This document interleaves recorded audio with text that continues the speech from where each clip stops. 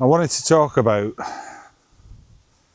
now obviously I travel around for work, and you'd think in my downtime I don't want to just sit on a sofa. I travel all over the place. Currently in Edinburgh. Next week I'm heading up north of Aberdeen for work.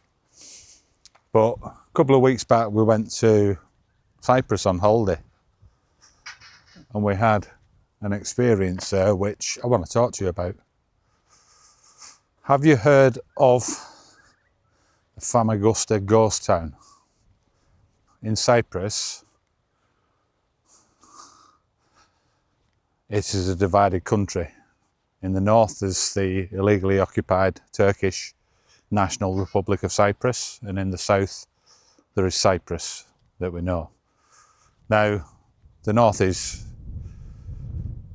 full of Turkish people, Turkish Cypriots, and the south is full of Greek Cypriots. And what happened one day, just over 51 years ago, I think it was, 1974, the Turkish invaded. Now, it wasn't without provocation by the Greek Cypriots. They apparently tried to overthrow the government and what yada yada yada, and whatever happened. Now, nobody's not to blame in this. Nobody's not at fault. But ever since then, they separated the country into two. And then up near Nicosia, which is currently a divided capital city, it's the only divided capital city in the world that's divided between two countries, or two nations, or whatever you want to call it. And I'm going to have to go this way again in the sun. Basically, Cyprus is split in two, and the dividing line goes through Nicosia. And basically, there's an area of no man's land which separates the two areas. Now, on the north eastern flank of Cyprus, there is an entire seaside resort that is cut off. Basically, it's in the NATO no-go area, and this town is called Varosha. Now, in the 70s and the 60s, it was a thriving seaside resort. Lots of movie stars, pop stars, that kind of thing. It was quite a well-to-do kind of place back in the 60s, 70s. Very, very popular. And believe it or not, ABBA played their first gig there as a four-piece band when they first got together, because they used to sing in the bars and the discotheques, as they called them back in those days. And what happened was, after they had the invasion, for whatever reason, the town of Varosha found itself cut off. Ever since then, it's been fenced off and it's been left untouched. And it was only in, I believe, 2020, 2021 that they reopened part of it. Quite a small part, a little bit along the front of the beach, and like one road back from the beach. And they've opened this up for tourism. Some people call it dark tourism. And while we were there, we went to have a look at it. And to be fair, we came away feeling a bit sick. It's a little bit like people go to see Auschwitz, and it stands as a memorial more than anything to what happened prior to the Second World War, during the Second World War, and around that time. Varosha, or the Famagusta ghost town as they call it, it serves a little bit like that. There were actually people killed. There are bullets in some of the buildings during the invasion. People died. People had to flee their homes and just give up all the belongings. Now, what is abundantly clear is all these buildings, hotels, things like that, they were all looted by the Turkish army. So most of the stuff's gone. The buildings still stand.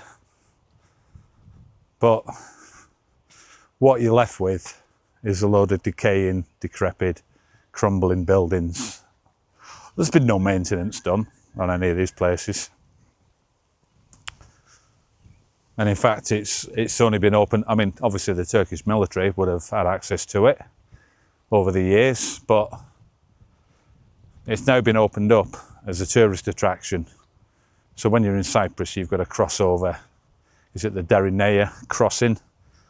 You go up past Pretaris, up past Kaparis, and you find this crossing. But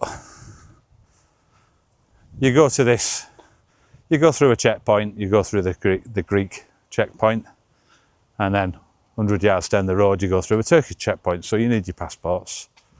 Quite bizarre. We just parked a hire car up one side of the Cypriot border because you can't, the insurance doesn't work over there. So we walked across the crossing, through the Turkish crossing, and then we met a tourist information guy in a little office at the crossing. He rang us a taxi. Taxi came, took us down to the entrance to Varosha, where you can hire cycles, you can hire golf buggies, you can hire scooters, electronic scooters, that kind of thing. And then you just walk around the place, just a decaying sort of, I wouldn't even say third world, it just looks like, a building a bit like in I Am Legend or The Walking Dead, you know, where life stops and things just decay. It's a bit like that. So we walked around a little bit, plenty of tourists there, plenty of them. And we didn't enjoy it. As I say, it's a bit of a memorial, and it's sad for all the people that lost their lives, that were injured, that were displaced. And people were just ejected from this whole entire resort, which is fairly big. It's a fairly big place. But we were walking round, and you can't take any satisfaction from your day out. It was kind of weird. All you saw was, well, there's actually a Barclays Bank in there, would you believe? Obviously that would have been looted. There was a car dealership. There's a famous picture of the Toyota car dealership. We went outside there, and we probably got about 50% of the way through it, and we decided to go. We weren't enjoying it because it's a sad place, seeing what can be allowed to happen. And I think one of the most poignant things we saw was about halfway through, walking along this road that runs parallel with the beach. We saw, obviously you get concrete, don't you? I'm hoping we've got some pictures of this, and I'll flash them up, but I'll show you some B-roll on this as well, so you can see what I'm talking about. But in the concrete, you know what it's like when you're a kid and somebody concretes somewhere, some builders are concreting somewhere, whether it's a new shopping precinct or some new homes. Some people go and write their names in it, don't they? And they just do it with a finger so that when it sets, your name's constantly in it. And I remember looking at the time and thinking, this is weird. Is this genuine or not? But when you think about it, those pavements aside the road have been laid 1971, 1972, and there was concrete there. And in the concrete, you could make out people's names, and it had a date, and it was said 1972.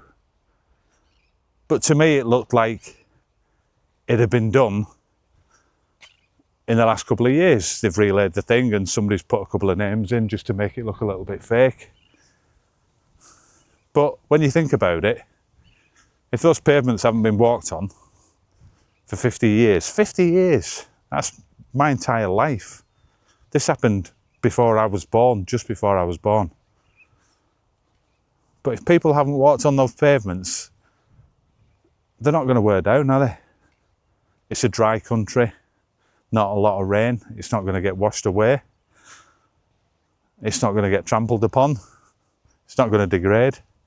But there are people who'd written names in from 1971, 1972, and they probably are genuine. But it's not a sort of place I would recommend people go and see. If you're going to watch it, there's plenty of YouTube videos. I've got one going out there soon where I filmed there. And I'm hoping to set the tone right for it, because I don't want to say to people, you must go and see this. It was absolutely a hellishly hot day. And it was really hard going, walking around there. But even when you see it, it's a bit like somebody walking around Aleppo in Syria, or Lebanon, or Gaza. Why would you want to go and see that? And that's exactly what it is. So, just a word of warning, really. You might want to go there, you might go on your holiday, you might go on the day trip. There's an open top double-decker red bus that takes you up there with guided tours and stuff, showing you some of the scenes and the sights. But for me, I wouldn't recommend you go. It wasn't very nice. Wasn't very nice to see. But that's my thoughts. Anyway, more to come. Speak to you soon. Bye-bye.